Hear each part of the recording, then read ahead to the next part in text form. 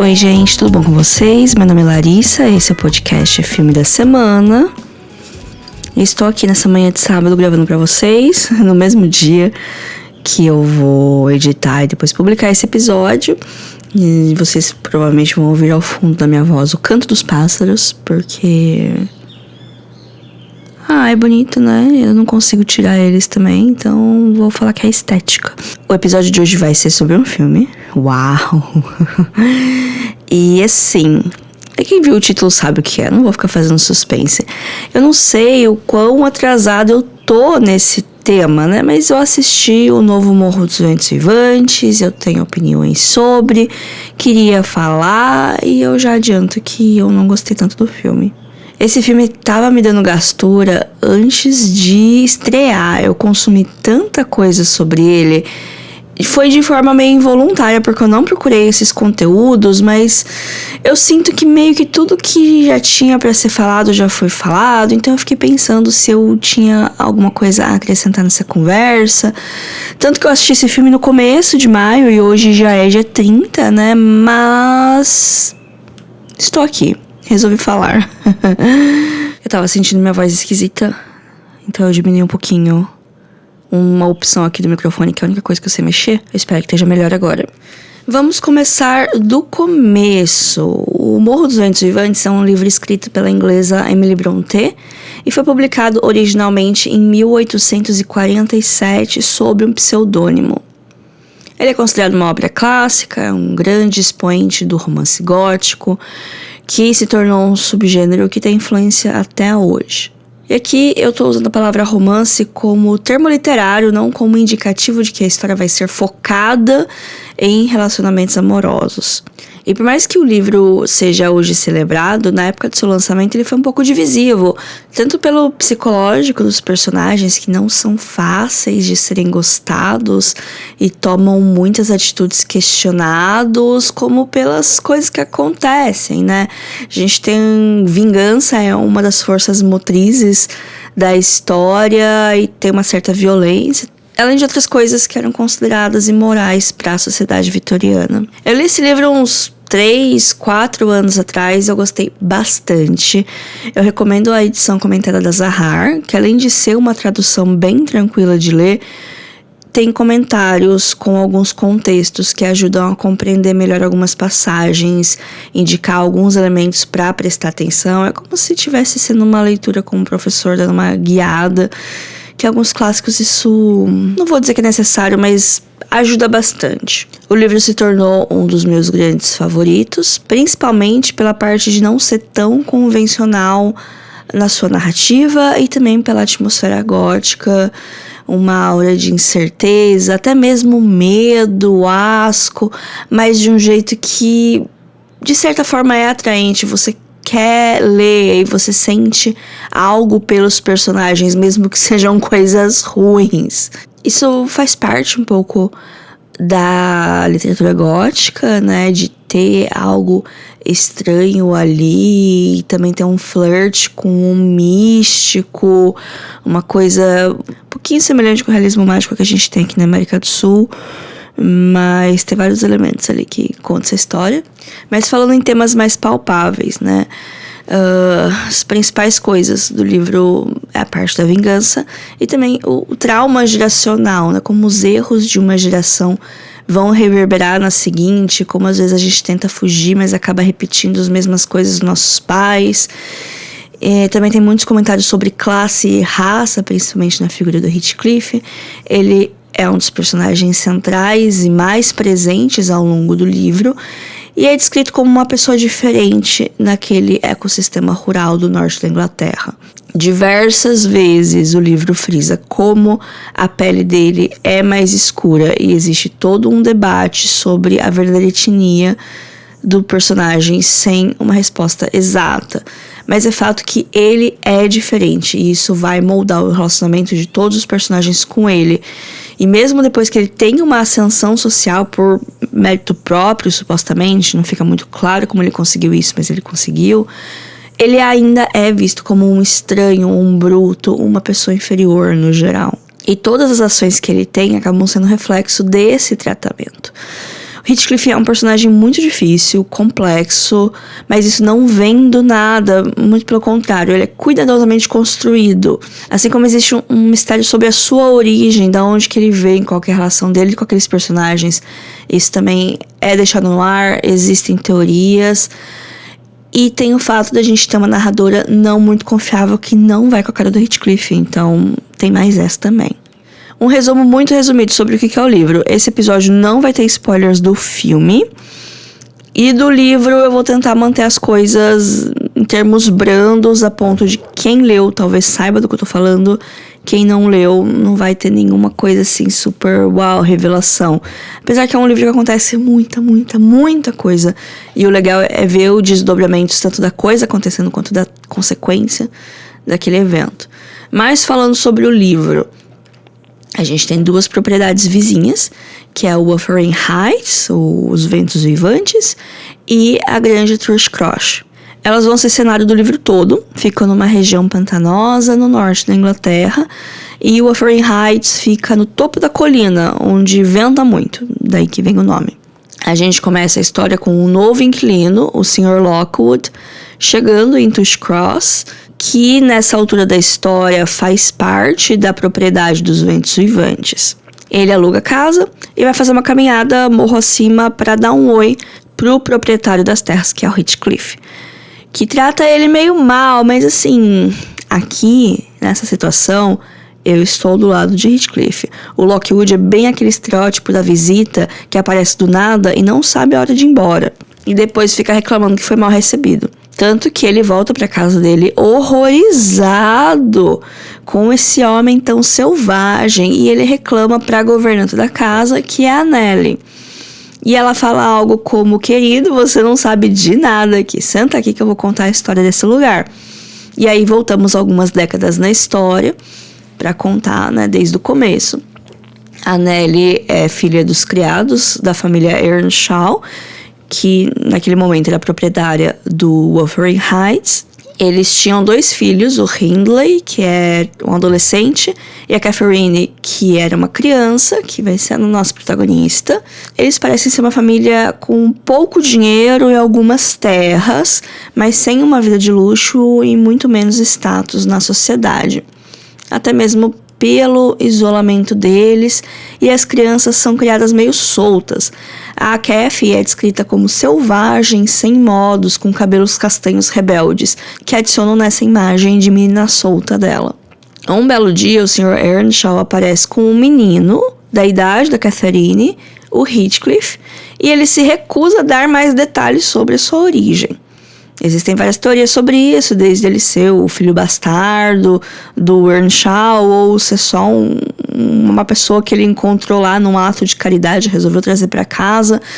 E desde que o Heathcliff chega, ele já causa, porque o pai meio que trata ele muito bem, o Hindley morre de ciúmes e a Catherine se apega muito a ele, eles se tornam inseparáveis enquanto vão crescendo. A Nelly, que tem uma idade ali parecida com o Hindley, ela também parece uma adolescente nesse começo do livro, nunca gostou muito do Heathcliff e ela vai ser a nossa narradora em boa parte do livro. Então sempre vai ter um viés muito negativo quando vamos falar de Heathcliff. E aí fica o dilema, né? O Heathcliff realmente era tão ruim assim, ou a Nelly que não gostava dele e acaba dando uma exagerada nos feitos dele. Nessa época acho que nem tinha uma discussão sobre narrador não confiável, mas é uma coisa que acaba acontecendo quando você tem uma outra pessoa contando a história pra você, né? O tempo passa e quando os nossos protagonistas são adolescentes, jovens adultos, chega uma família nova que se muda em Thrushcross Grange, que são os Linton. Eles têm bem mais dinheiro. Não dá pra saber se eles são super ricos ou se eles são ricos o suficiente pra se destacarem naquela região e serem vistos como o topo da sociedade.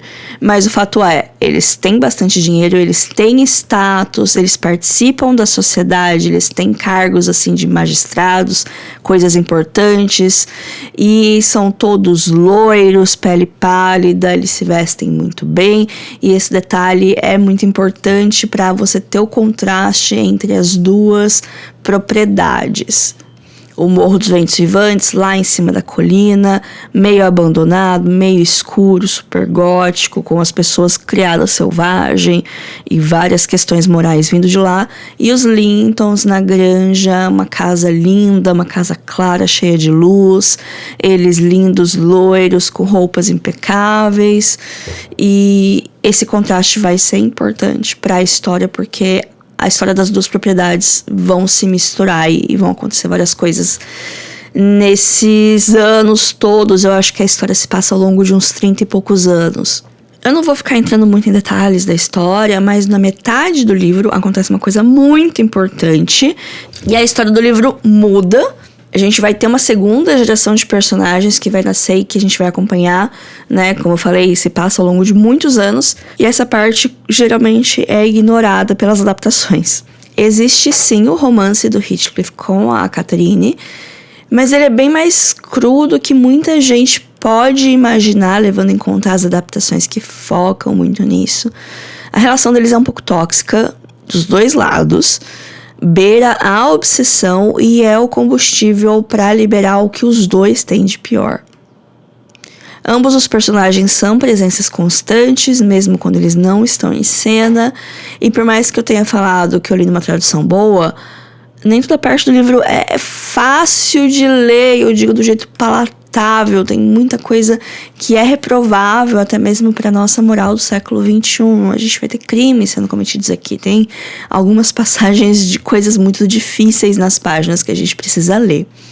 Muitas pessoas culpam o fenômeno crepúsculo como culpado pela nossa percepção e pela popularidade do livro.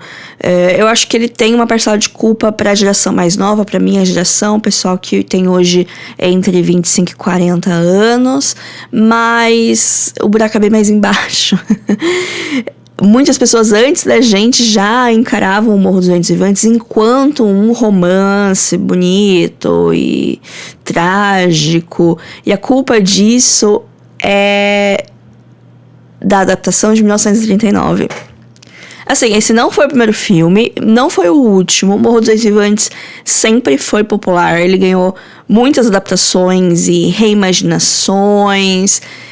E todas elas parecem meio que ter o toque de Midas reverso. Eles falham como adaptação e a maioria deles parece falhar um pouco como filme também. Assim, né? Os primeiros registros de cinema que tem é na década de 20, uma adaptação inglesa, mas parece que é um filme perdido. Em 1939 veio uma das adaptações mais conhecidas, dirigidas pelo William Wyler, com o Laurence Olivier e a Marley O'Barrow nos papéis principais. Aqui a gente tem um Heathcliff branco, mas a Marley O'Barrow, ela tem ascendência inglesa e indiana. E aí isso é curioso, é só uma curiosidadezinha aqui pra botar.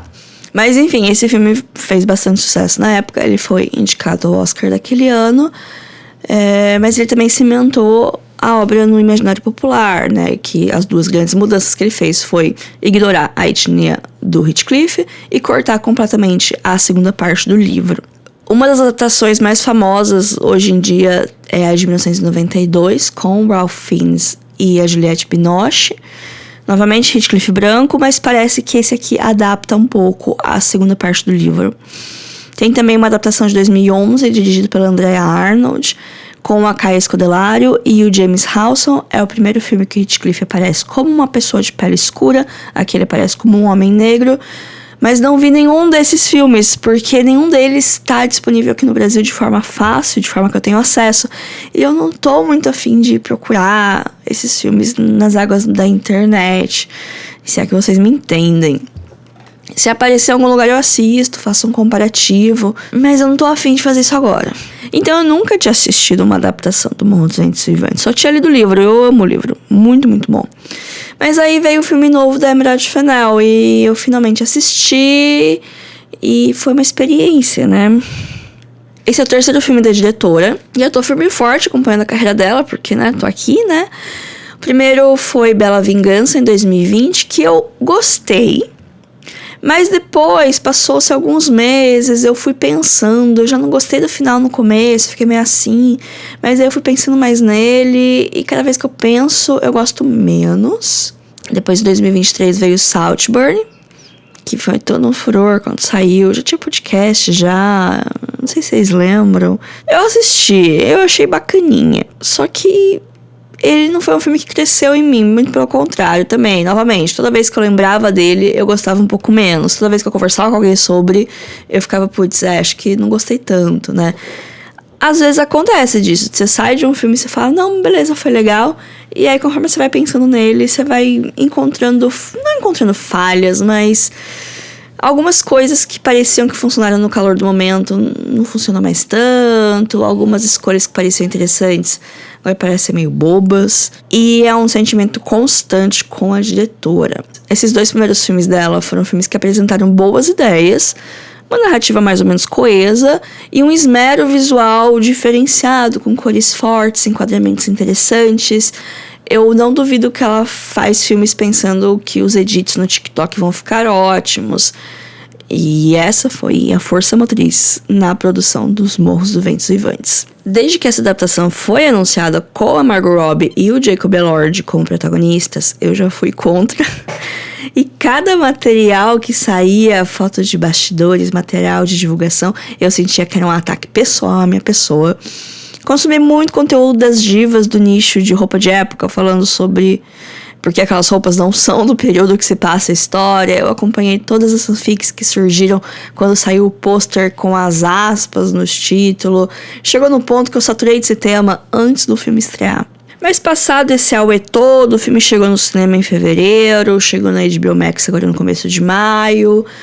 Resolvi ver, tinha baixado a poeira, as minhas expectativas estavam lá embaixo. Eu tinha abstraído completamente de lembrar que o livro existia. Eu falei, não, eu vou ver esse filme pelo produto que ele é, né? Vou julgar ele enquanto produto independente, não enquanto adaptação, né? Eu cheguei no Nirvana na minha cabeça e falei, vamos ver. Fui aberta pra gostar, mas isso não aconteceu. A Emerald Fennell é poucos anos mais velha do que eu, então posso dizer que a gente viveu numa era parecida da internet. Eu tenho certeza que essa mulher escrevia fanfic e frequentava o Tumblr. Beleza. E ela quis fazer esse filme pra alegar a versão adolescente dela. Ela pode fazer isso. Ela vem de uma família rica e ela falou em várias entrevistas que ela escalou o Jacob Elord porque ele era igual à ilustração do Heathcliff no livro que ela leu quando tinha 14 anos e ficou apaixonada. Como se esse motivo de autoindulgência justificasse mudar completamente a etnia de um personagem que causa um grande efeito dominó no desenvolvimento dele e do resto da história. E daí eu acredito que, para não ser acusada de ser racista, ela adotou uma estratégia de fazer um casting colorblind. Ou seja, criar um elenco diverso, mas sem que a etnia dos atores impacte na história dos personagens.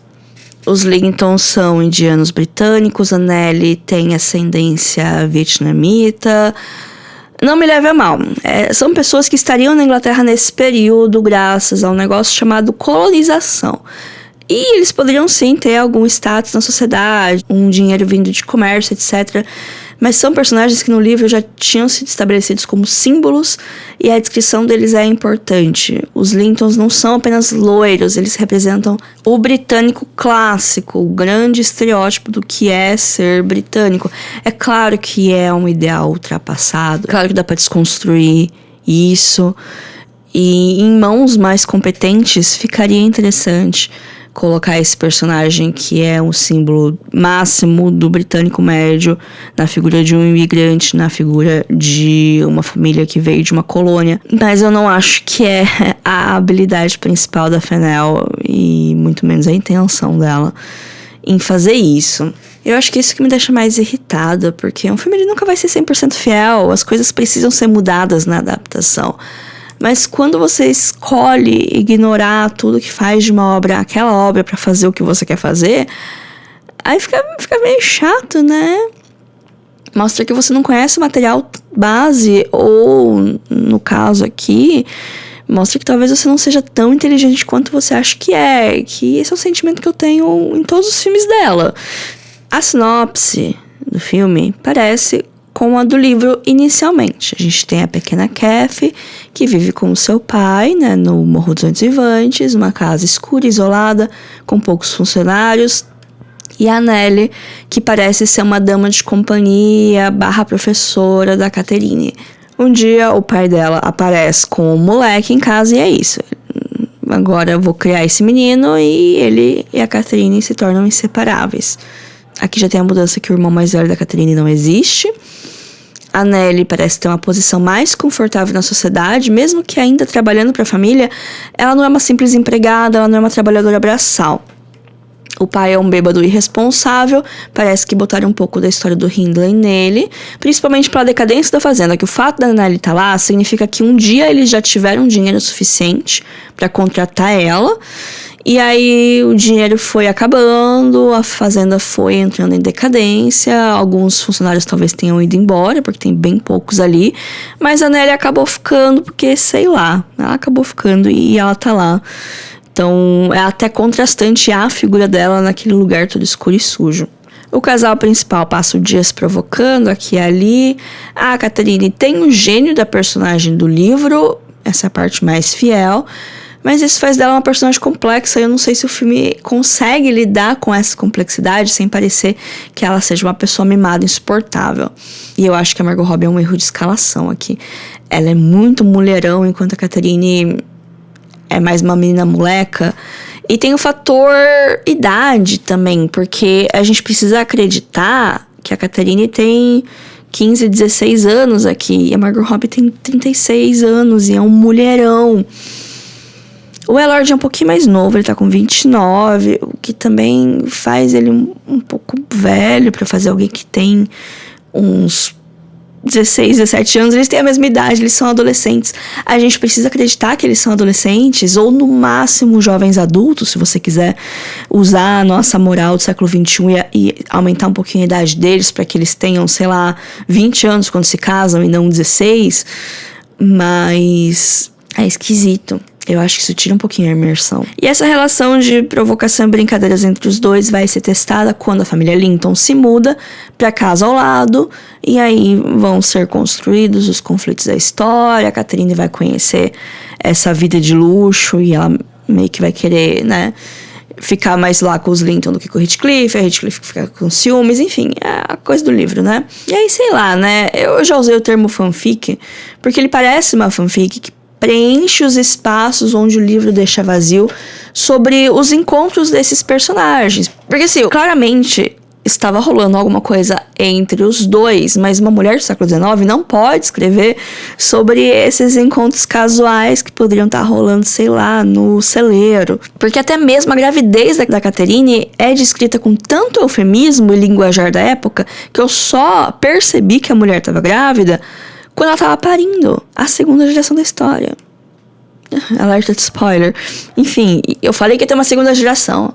Da onde vocês acham que ia vir? Então, assim, beleza, querer preencher essa lacuna com a sua fantasia escolhida.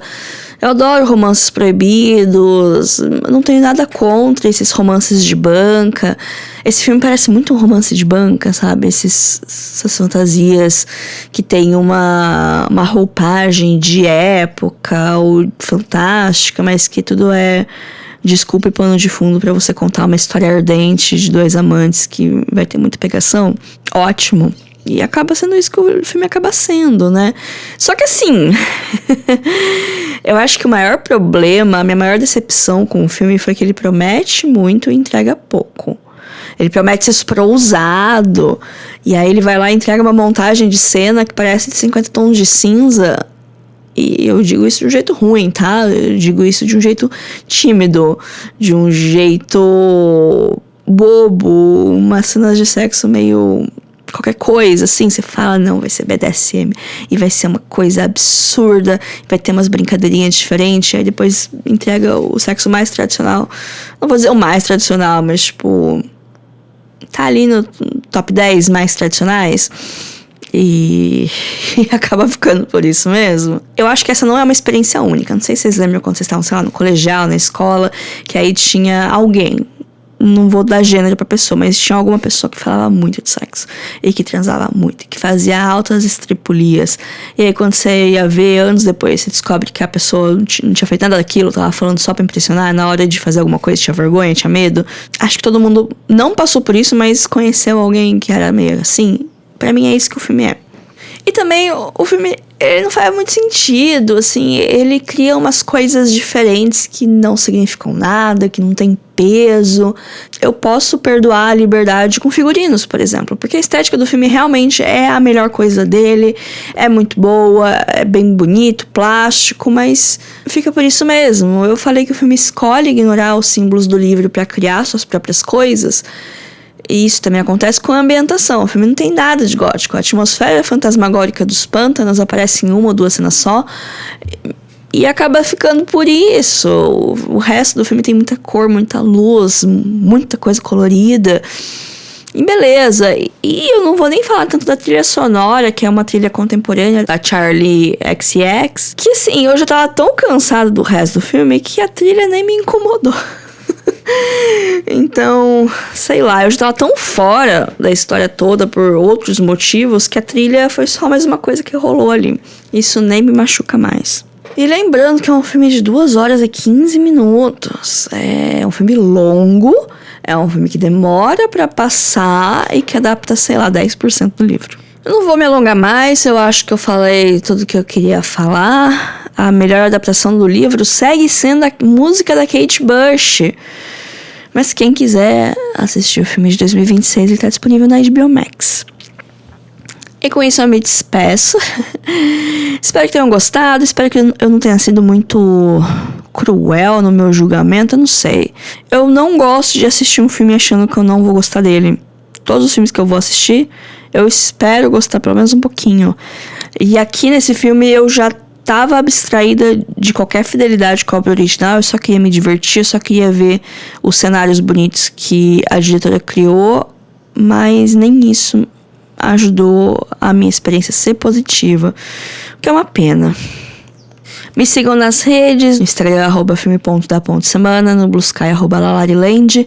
Eu tenho e-mail para contato, que é o podcast filmedasemana@gmail.com. E semana que vem volto com episódios assistidos do mês de maio. Vai ser um episódio bacana. Não dos melhores. O mês não tá sendo muito bom. Tô vendo muitos filmes medianos. Inclusive, Os Ventos Vivantes não foi o pior filme que eu vi no mês. Mas vamos que vamos. Eu ainda tenho 2 dias pra ver algum filme que vai mudar minha vida e que vai alavancar meu mês pra cima. Mas enquanto isso, ficamos por aqui. Fiquem bem. Até a semana que vem. Tchau, tchau.